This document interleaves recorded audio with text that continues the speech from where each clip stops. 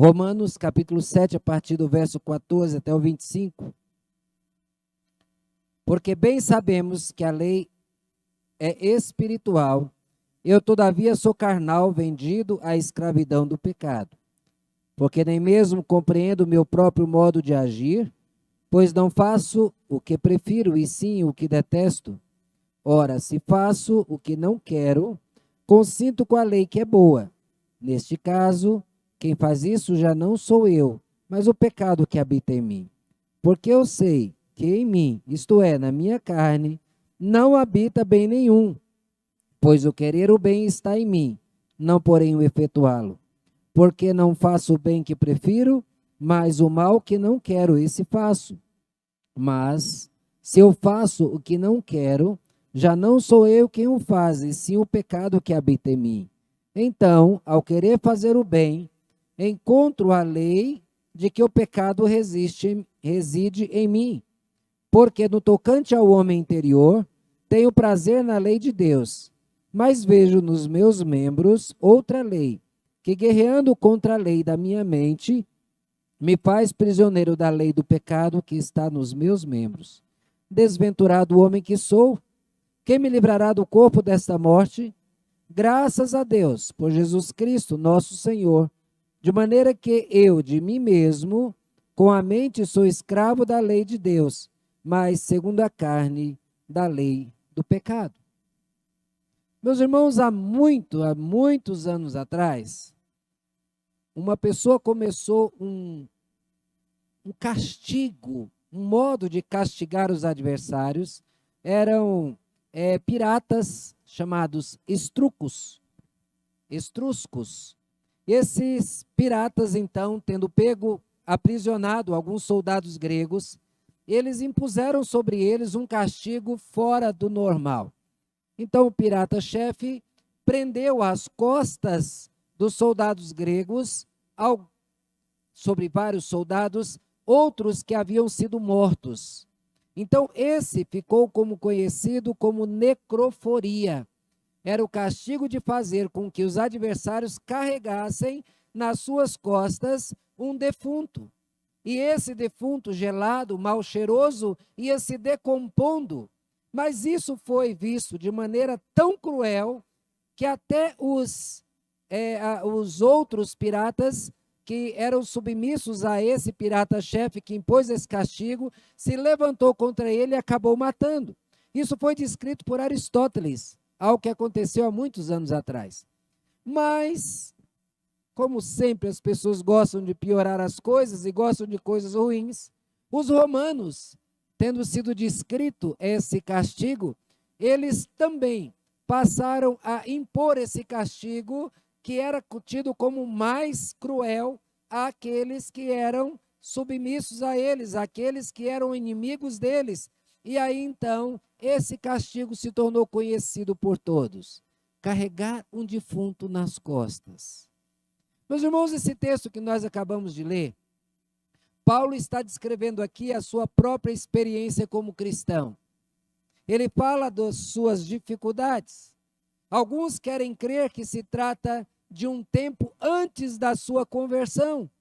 Porém, o texto mostra que quem pensa assim está errado. Paulo, que era um dos valentes do rei, exclama aqui: miserável homem que sou. E ele não fala aqui como antes de ser cristão, mas ele fala como cristão. Porque sendo cristão, conhecendo a miséria do seu coração, ele clama a Deus por socorro. Alguns cristãos são muitas vezes vítimas de um erro insano, insensato.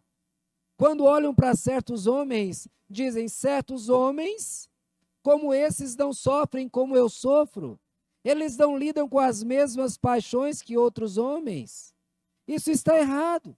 Pois se nós conhecêssemos os santos homens de Deus, se pudéssemos ver os conflitos íntimos que todos os crentes enfrentam, logo descobriríamos o quanto mais a pessoa quer servir a Deus, mais intensamente ele sofre pela depravação do seu coração.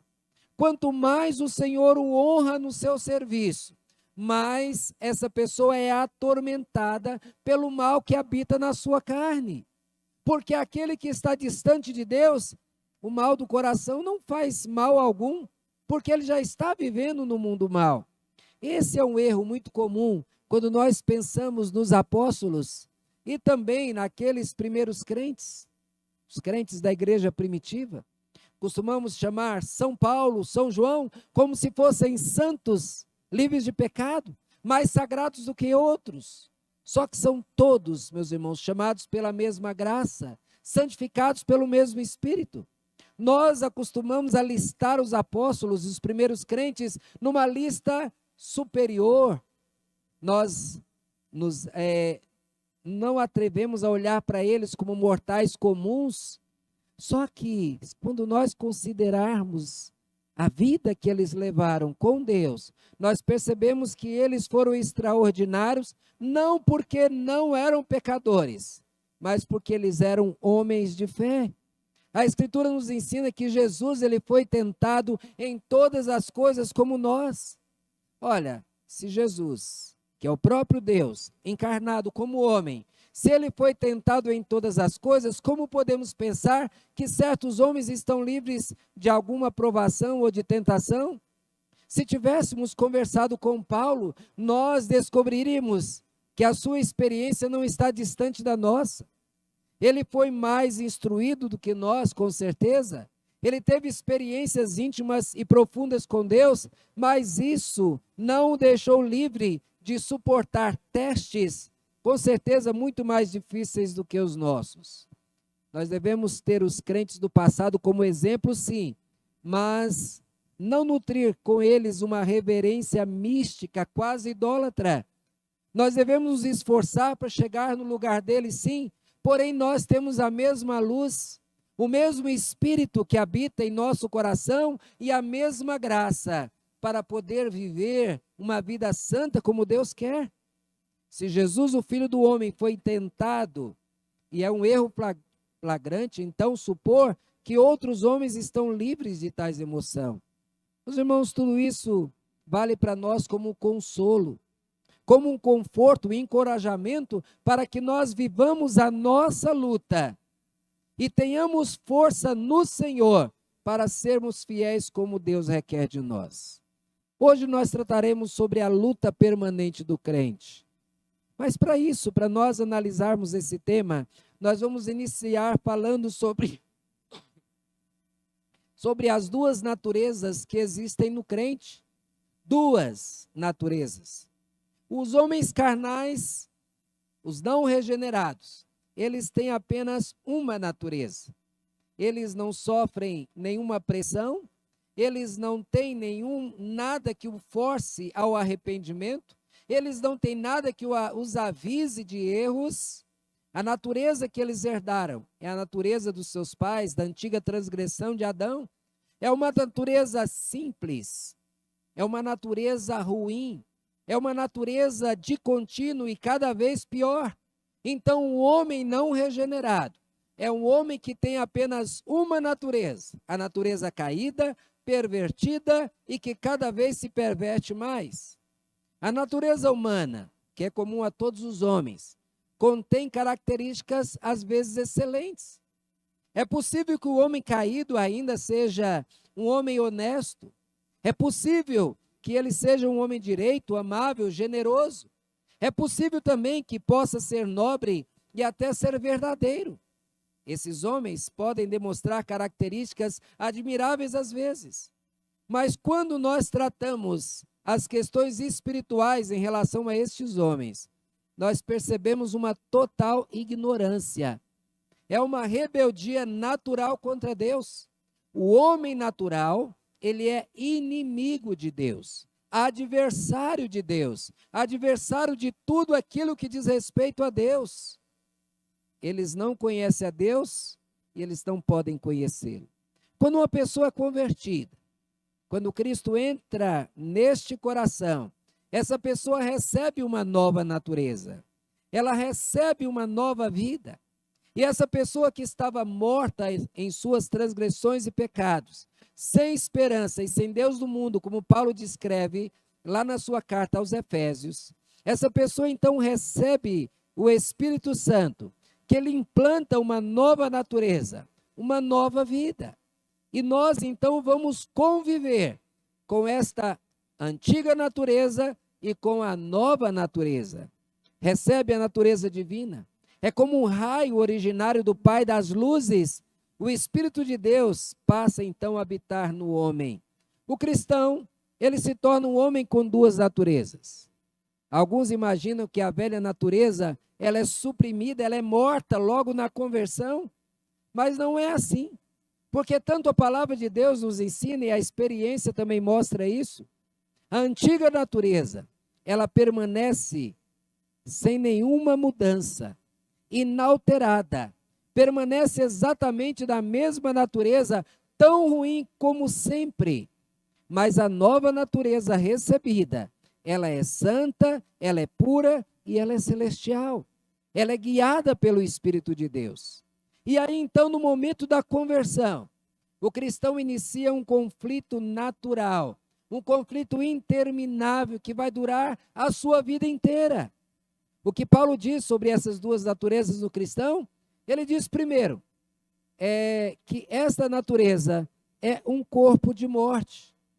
Alguns supõem que se refere apenas ao corpo natural, como se o corpo fosse pecaminoso. Mas não, porque veja, se você analisar a vida de Adão antes do pecado, o corpo, não havia no corpo nada de mal. Os seus desejos naturais eram santos, como são também daqueles que andam no Senhor. Adão não sentiu no corpo nenhum obstáculo, como nós.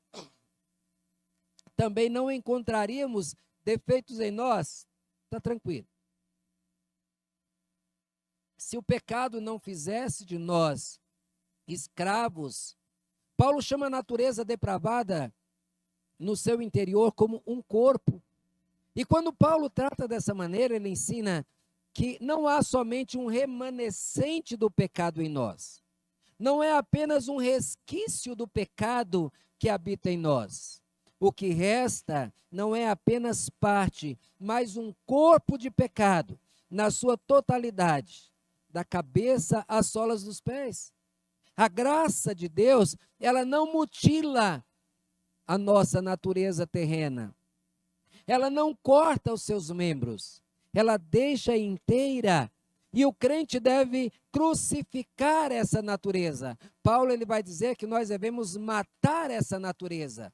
E nós o faremos guiados pelo Espírito. Nós devemos pegar essa natureza e pregá-la na cruz. Paulo chama também essa natureza caída de corpo porque é algo tangível, é algo que podemos sentir. Ela está lá. A gente sabe que é uma força que age em nós. A gente sabe que essa natureza terrena ela é destruidora. A sua existência é evidente como a nossa carne e nosso sangue, e nós não podemos duvidar de que essa natureza caída está dentro de nós. É um corpo, algo que pode ser visto, sentido, e esse sentimento e essa presença vai continuar na nossa vida. Compreenda, a velha natureza do cristão é um corpo, contém uma substância. Calvino diz que é como uma massa de corrupção que nos acompanha.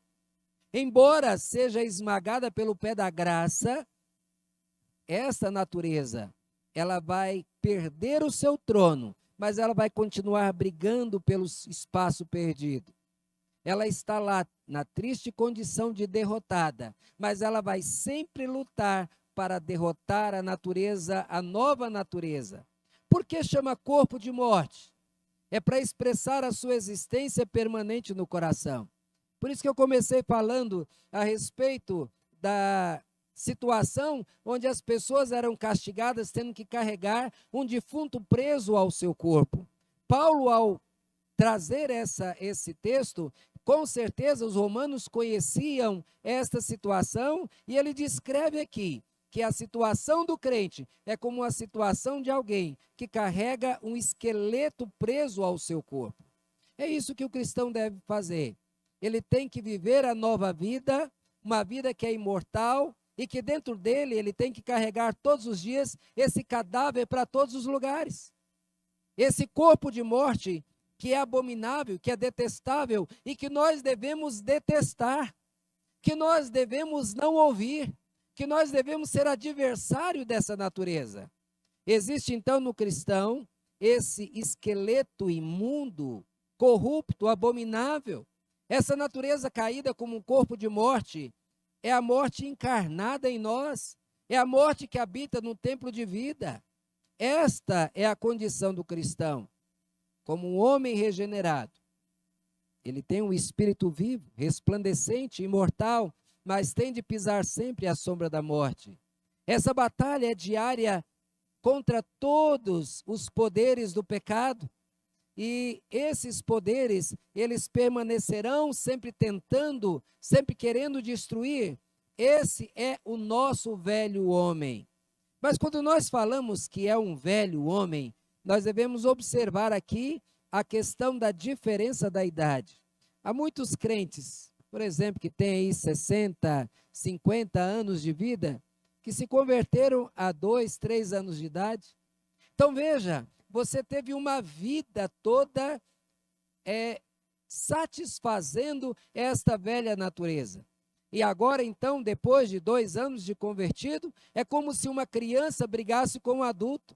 É como se uma criança tivesse que vencer o adulto.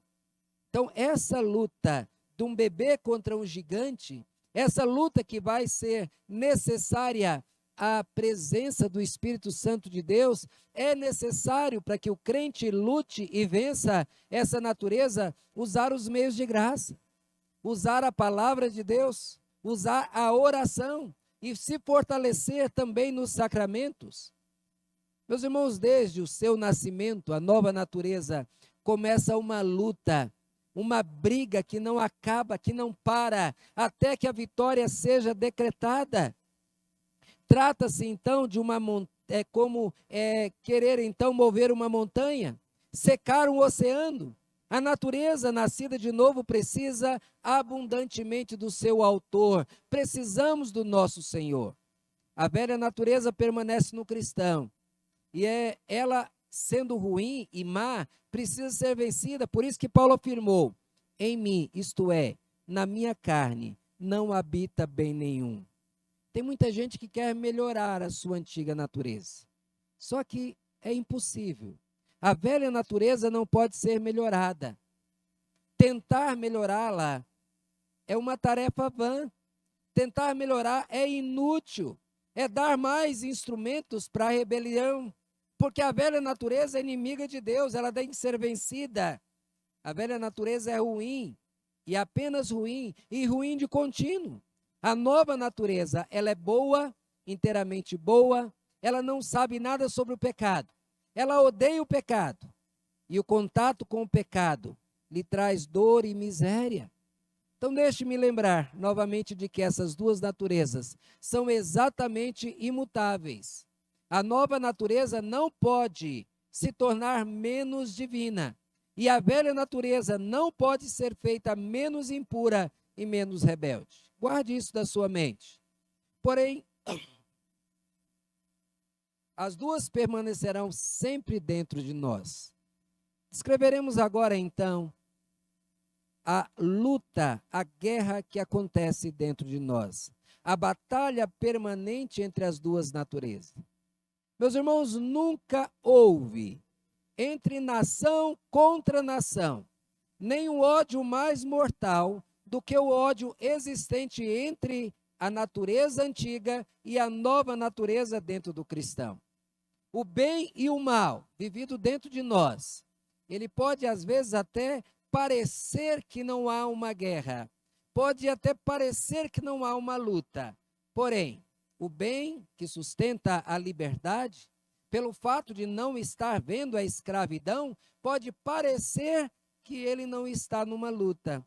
Porém, se nós estivéssemos lá no passado, onde a escravidão era uma realidade no Brasil, e nós víssemos os nossos irmãos negros sendo chicoteados, com certeza isso reviraria o nosso coração, por estar convivendo com esse mal.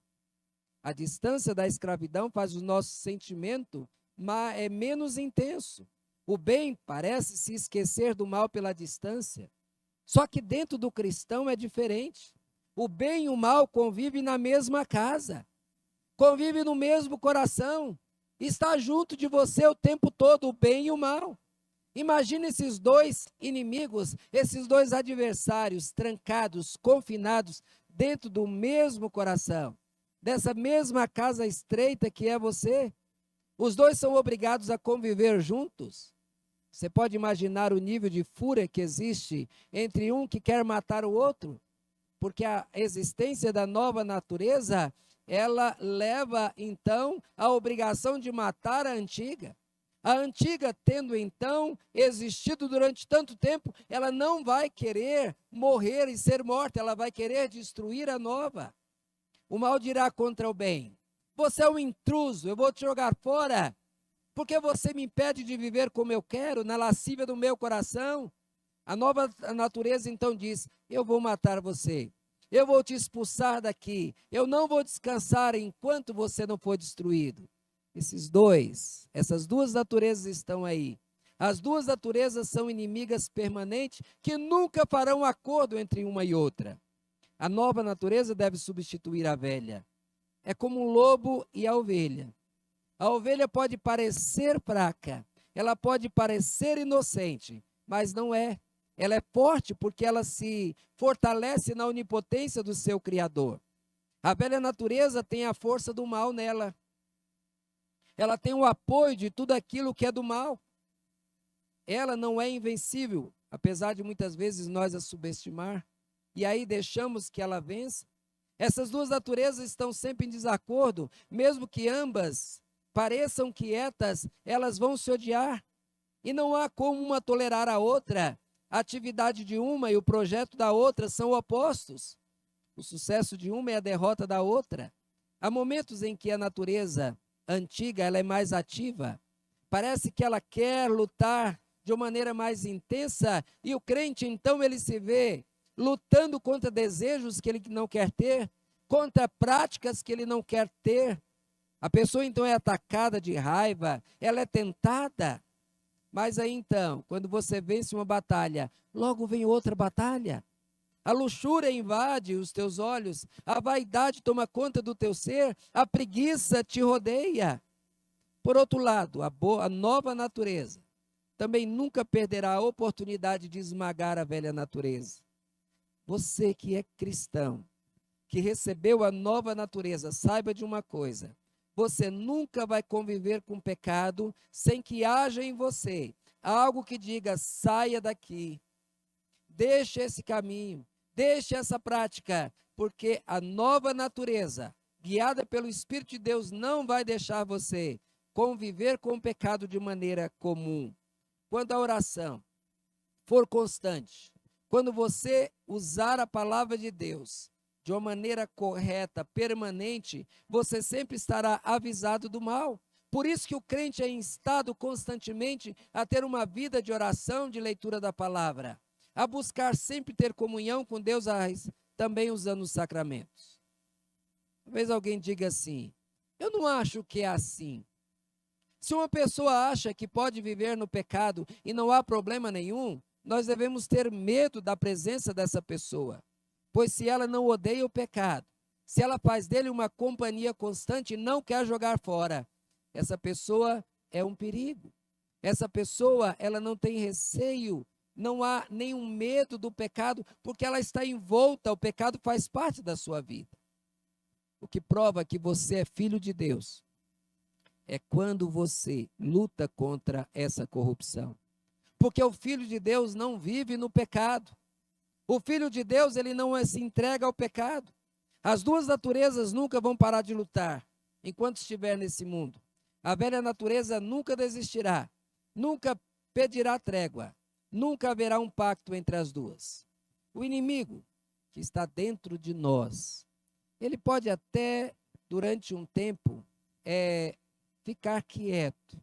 Satanás, ele pode se afastar de nós por um tempo, se ausentar de nós. No entanto, a natureza caída nunca vai se afastar. Ela faz parte de nós. A natureza depravada tem relacionamentos antigos e ela se esforça para expulsar a graça. O velho Adão tem os seus aliados nas profundezas das trevas. Seus aliados são demônios. Seus aliados é o próprio Satanás e todos aqueles que andam com ele. O inferno, seus exércitos de demônios, estarão sempre apostos para auxiliar essa velha natureza. O cristão estará sempre lutando contra um exército do mal. Alguém pode dizer, mas que coisa terrível é ser cristão. De fato, é terrível.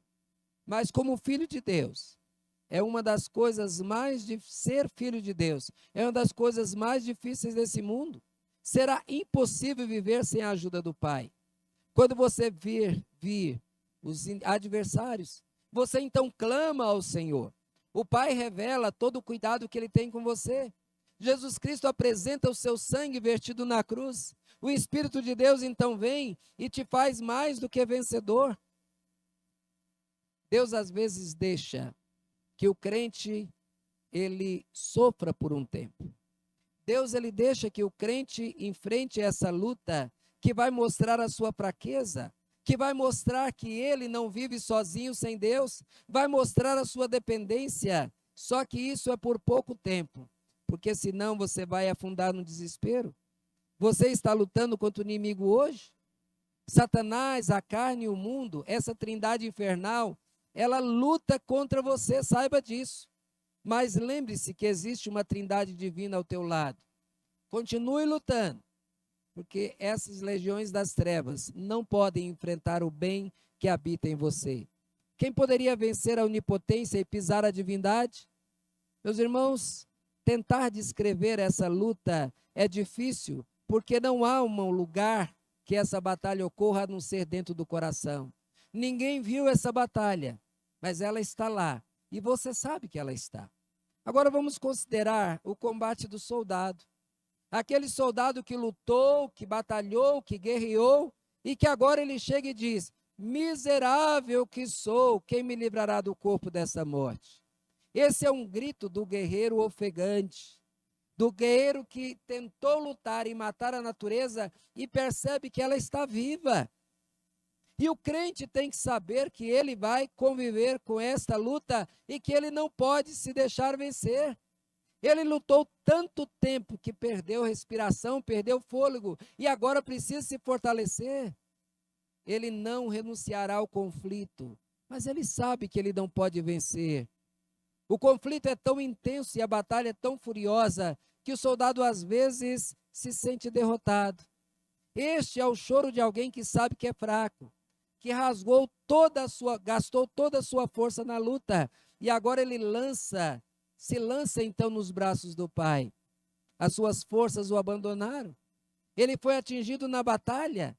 Ele sente que sem a ajuda de Deus ele seria derrotado tão completamente que começa a gritar o seu próprio grito de derrota, miserável de mim. Mas quando nós reconhecemos a nossa miséria, é que aí nos fortalecemos. Porque a lei vai dizer, eu não posso te ajudar. A nossa consciência vai dizer, eu não posso fazer nada por você.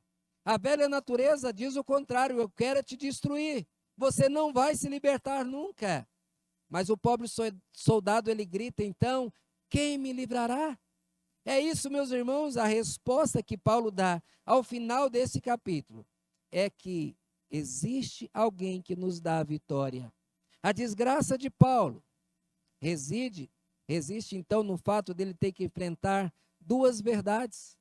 A verdade da responsabilidade humana e também a verdade da deficiência humana. Vejam, meus irmãos, que a gente sempre diz que o crente deve acreditar, ele deve se arrepender e que ele não vai fazer isso sem a ação do Espírito Santo. Mas, ao mesmo tempo, nós dizemos, é dever teu acreditar, é dever teu se arrepender. Como podemos conciliar essas duas coisas? A cobrança que nos é feita e a dependência de Deus da questão nessas duas questões. O que parece uma dificuldade em termos de doutrina acaba sendo claro como a luz do dia. Eu sei que o meu dever é ser perfeito, mas eu estou ciente de que eu não posso e não consigo ser perfeito. Ou seja, há uma cobrança em mim mas há uma dependência. Por isso eu devo buscar me fortalecer no Senhor em todo o tempo. Eu sei que toda vez que eu cometo pecado, eu sou culpado. Culpa é minha. Eu sinto que sou incapaz de me livrar desse corpo de pecado, de morte. Mas eu devo me livrar dele. E essas duas coisas são suficientes para tornar alguém miserável. Saber que é responsável por sua natureza pecaminosa e ainda saber que você não pode se livrar dela. É tua obrigação andar de modo irrepreensível. Porém, você terá que se conscientizar que você é incapaz de fazê-lo sozinho. Por isso, você deve sempre pedir a Deus que controle a tua vida. Veja, meus irmãos, que Deus disse para Caim lá no passado: o teu desejo será contra ti. Mas disse para ele: mas a ti cumpre dominá-lo. Essa luta de querer e buscar dominar essa natureza nunca pode ser esquecida, deixada de lado. Devemos lutar. Miserável de mim. O crente vive lutando, mas o homem que acredita que é responsável pelo pecado, ao mesmo tempo que não consegue se livrar dele, quando olha para dentro, encontra um material para fazer suspirar e chorar, mas ao mesmo tempo também ele encontra a força necessária. Alguém pode dizer: eu não quero ser cristão? Porque ser cristão, eu vou ter que lutar a vida inteira, eu vou ter que lutar o tempo todo até o ponto de desespero. Nós temos de completar essa imagem. Este homem está fraco, mas não está derrotado. Não pense que esteja irremediavelmente derrotado. Quem caiu deve se levantar. Quem desmaiou deve voltar à vida. A promessa, quando trazida ao ouvido de um pecador, a palavra de salvação deve reviver o pecador. Eu quase fui derrotado. Eu quase fui levado ao desespero. E aí então o crente levanta os olhos aos céus, olha para Cristo e diz: agradeço a Deus por Jesus Cristo nosso Senhor, é o que Paulo diz. Mas, meus irmãos, em último lugar, nós veremos que no final o crente será vencedor. O crente vai vencer, a nova natureza vencerá, a nova natureza o levará à glória. Não podemos ser burros de carga para sempre. Cristo nos libertou e nós devemos nos levantar. Até quando devo levar esse cadáver morto, fedido nas minhas costas? O que está dentro do meu coração é como uma águia que foi enjaulada. A porta deve se abrir. Então essa águia deve subir e voar até o topo mais alto das montanhas. Veja, meus irmãos, que esta natureza dada por Deus, ela é viva, ela é forte, e que ela deve alcançar os patamares superiores. Nós que amamos o Senhor, não devemos habitar para sempre no abismo. Não podemos permanecer nesse estado. Parece que é um caso irremediável, que você não vai conseguir vencer o pecado. Às vezes o verdadeiro cristão parece estar entregue de modo definitivo ao poder do pecado. Mas chegará o dia em que nós levantaremos, agitaremos o pó e vamos então nos vestir das vestes celestiais. É verdade que agora nós somos como Israel em Canaã, cercados por meio de inimigos. Os cananeus estão lá, mas eles serão jogados fora. Os reis da terra serão derrotados. Em breve seremos totalmente livres do pecado, sem qualquer má inclinação, sem qualquer desejo perverso. Meus irmãos, esta palavra que Deus nos dá nesta noite é da existência em nós de duas naturezas. Uma natureza completamente má, que ela vai permanecer, e de uma natureza boa e perfeita por Deus. O ímpio, ele não vai de maneira nenhuma ser corrigido, porque não há no ímpio nenhuma luta. E a questão então que nós devemos trazer é: você tem essa luta no teu coração? Tem essa briga dentro de você? Porque se você comete o pecado e convive com o pecado, pode ser que você não é filho de Deus. E se você não é filho de Deus e não tem essa nova natureza, você é filho de Satanás, o que te espera é castigos eternos. Mas se você é um crente, e constantemente você enfrenta essa luta, eu respeito você. Eu respeito porque essa é a luta de todo crente. Porque o crente não vai conviver com o pecado como se isso fosse natural.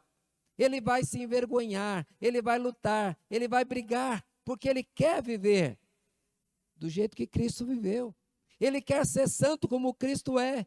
Pois como Paulo diz na sua carta aos Efésios, nós fomos predestinados para sermos iguais a Cristo. Meus irmãos, que esta palavra possa nos levar a enfrentar essa luta com mais vigor. Se existe a possibilidade dessa natureza velha estar dominando a tua vida, é porque você não tem se aproximado mais de Deus. Porque o crente só é vencido pelo pecado quando ele se afasta de Deus. Por isso, entre nessa briga, entre nessa luta, faça a vontade de Deus, se fortaleça no Senhor, para que a tua vida seja um exemplo, para que a tua vida seja um reflexo da graça de Deus, da bondade de Deus e do guiar do Espírito Santo. Que Deus abençoe a tua vida, que a nova natureza, santa, espiritual e boa, ela possa dominar a tua vida, ela possa vencer a velha e que você mate a tua natureza e viva da maneira que agrade a Deus. Amém?